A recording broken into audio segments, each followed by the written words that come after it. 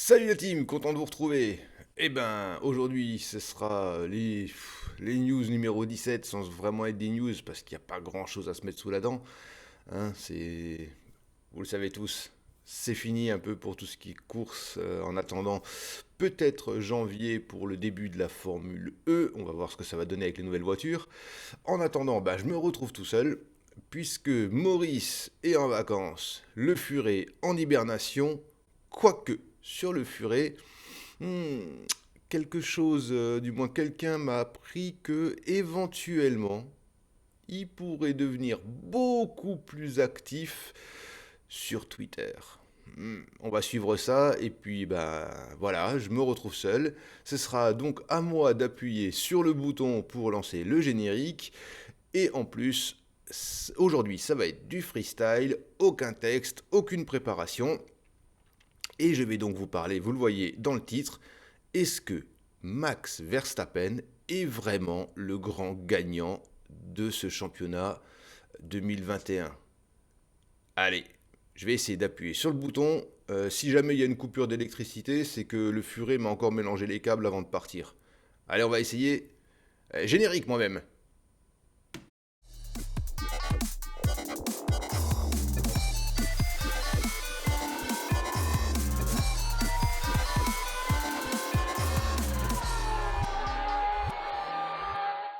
Bon, a priori tout va bien. Il n'y a rien qui a pété, en tout cas pas pour l'instant. Alors, vous l'avez vu dans le titre, est-ce que Max Verstappen est vraiment le grand gagnant de ce championnat du monde 2021? On a tous vu la dernière course, bien évidemment. On a tous vu les derniers tours, bien évidemment. On a tous notre avis concernant la FIA là-dessus. Mais voilà, bon, de toute façon, personnellement, Max Verstappen a fait une très très belle saison. Ça, c'est pas à discuter. S'il n'y avait pas eu quelques couacs, il aurait été déjà champion du monde bien avant la dernière course. Faut dire aussi que Max, il va avoir un gros problème là. Je pense, personnellement, c'est mon avis. Dites-moi ce que vous en pensez dans les commentaires si vous n'êtes pas d'accord. Mais Max va avoir deux problèmes.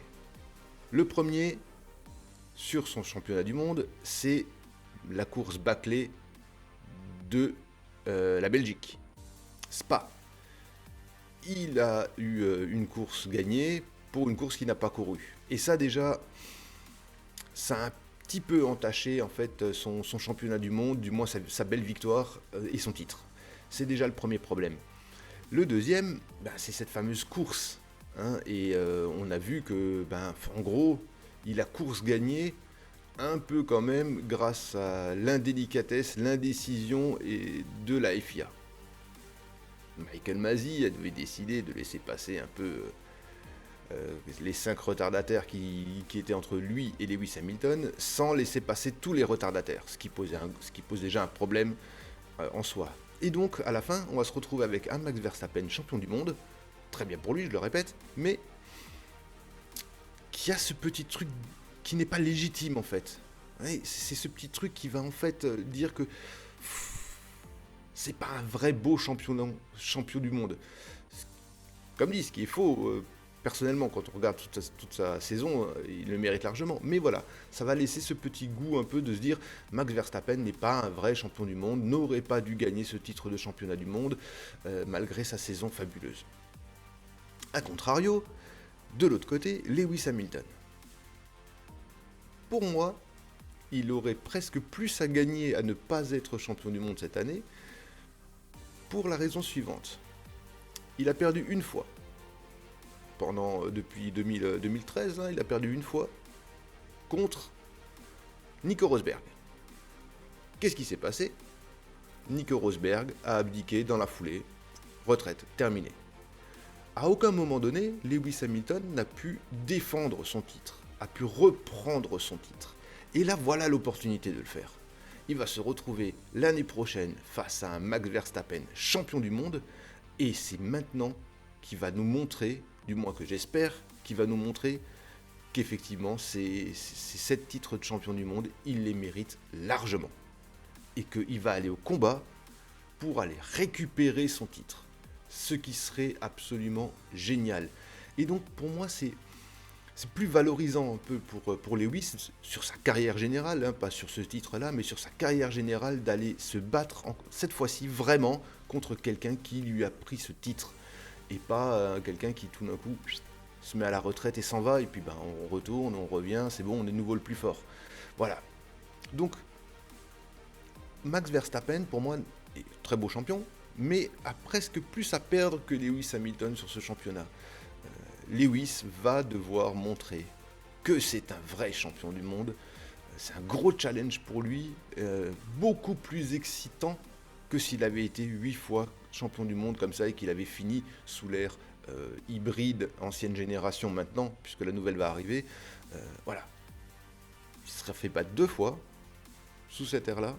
Une fois où il ne pourra pas reprendre son titre, et maintenant où il va pouvoir aller vraiment, vraiment, vraiment combattre, se battre, voir s'il peut changer son pilotage, redevenir, parce qu'il l'était à un moment donné quand même, hein, mais redevenir beaucoup plus agressif sur Max pour essayer vraiment de le détrôner, voire de, entre guillemets, l'humilier.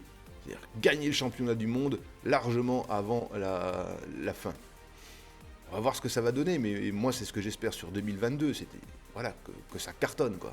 C'est vraiment que ça donne un gros boost à Lewis Hamilton pour qu'il revienne en force. En sachant que cette année, donc 2022, il risque quand même d'être un peu plus aidé par son coéquipier.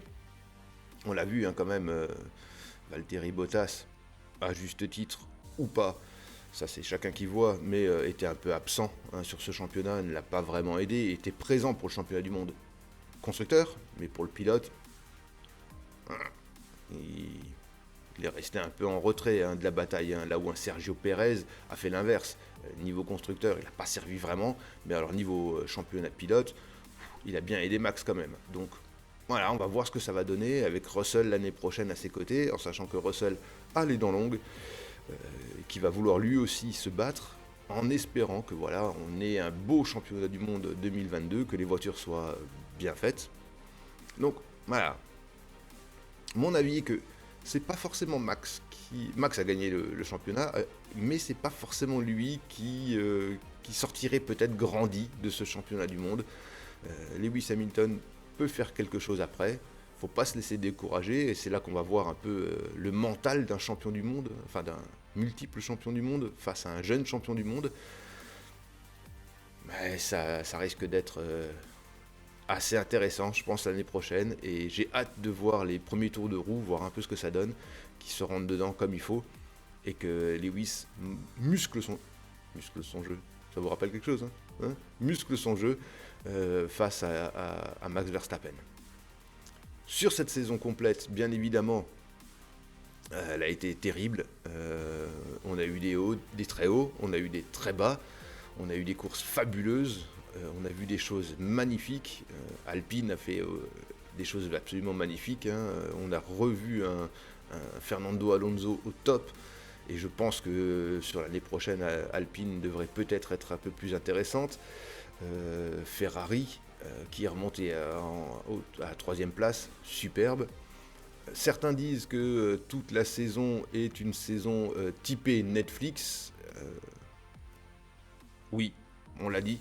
On l'a dit dès le départ, ça fait un moment que sur notre chaîne on raconte ça, enfin du moins on vous dit ça. C'est pas nouveau, bien évidemment ça va être une saison Netflix terriblement jolie. Est-ce que les décisions de la FIA sont des décisions Netflix ? Ouais, je suis pas sûr, je pense plutôt qu'un Michael Masi s'est laissé un peu dépasser. N'a pas compris en fait ce qui se passait à la fin, hein, et voilà, et puis ben c'est une situation assez exceptionnelle. De toute façon, quoi qu'il fasse, à ce stade-là, au moment où il y a eu le crash de la Williams, c'était hyper compliqué. Quoi qu'ils prennent comme décision, c'était la merde. Donc, ouais, une décision ou une autre, ça n'aura rien changé. Max est champion du monde, c'est super pour lui. C'est super pour la Formule 1, franchement, c'est super pour le championnat 2022. Je suis sûr et certain que ça va dépoter, qu'on va retrouver un Lewis hargneux, un Max qui aura envie de défendre son titre, deux écuries qui vont se rentrer dedans. On va retrouver très certainement, en tout cas on l'espère, la Scuderia qui va un petit peu venir se mêler au jeu. On espère aussi de la remontée d'Alpine, puisque c'est des constructeurs. Je sais que le Furet, lui, est un peu dans mon avis aussi, on est là-dessus. Les constructeurs devraient être toujours dans les top teams, ils devraient se battre dans les top teams. Un vendeur de canettes, effectivement, se retrouver champion du monde, ça grince des dents quand on a d'autres, de vrais constructeurs derrière, comme Ferrari ou Alpine qui fabriquent de la voiture, ou McLaren qui sont derrière. C'est un peu dommage. Et en sachant que les vrais constructeurs sont Mercedes, moteur châssis, Ferrari, moteur châssis, Alpine, moteur châssis. Après le reste, pas trop. Donc ceux-là, on aimerait bien les voir un peu plus en tête, mais bon, ce sera les aléas de la course, on verra bien. Quoi qu'il en soit, on a vraiment hâte d'être en 2022 et de voir ce duel arriver. Ça va être quelque chose de magnifique. Voilà, c'était mon avis en freestyle. Laissez-moi le vôtre dans les commentaires. N'hésitez pas à nous suivre sur les réseaux. Allez fouiner un peu du côté de Twitter si vous voyez pas une petite tête de furet arriver, parce qu'il risque d'être un peu enragé pendant ces quelques mois d'abstinence, on va dire. Et puis comme d'habitude, moi je vous dis merci de nous avoir suivis. Likez, partagez, commentez, faites ce que vous voulez et restez vivants.